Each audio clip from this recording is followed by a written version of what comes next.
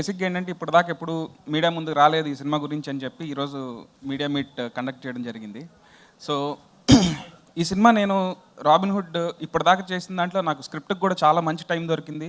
And I feel this is my best work till date. And నేను edit రూమ్లో కూడా cinema చూసుకున్నాను అండి. I feel very confident. Even మా ప్రొడ్యూసర్స్ కూడా సినిమా చూశారు, వాళ్ళు కూడా వెరీ హ్యాపీగా ఉన్నారు.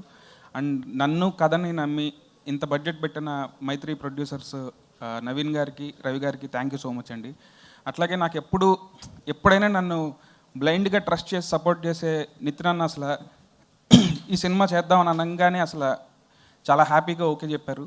అండ్ లీలా, నువ్వు కూడా ఇప్పటిదాకా అందరూ నేను డాన్సింగ్ క్వీన్ అన్నారు. అండ్ ఐఎమ్ షూర్ ఈ సినిమా చూసిన తర్వాత యాక్టింగ్ క్వీన్ అని కూడా అంటారు. సో ఈ సినిమాకి జీవి ప్రకాష్ గారు కూడా మంచి మ్యూజిక్ ఇచ్చారండి.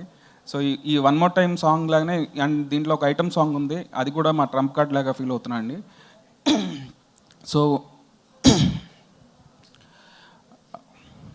బేసిక్గా మైక్ పట్టుకోగానే నేను బ్లాంక్ అవుతాను. So thank you so much అండి.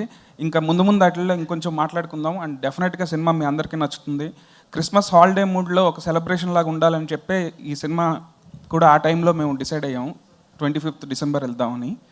సో డెఫినెట్గా ఇది ఒక మంచి ఫ్యామిలీ ఎంటర్టైనర్ అవుతుంది. థ్యాంక్ యూ సో మచ్ అండి.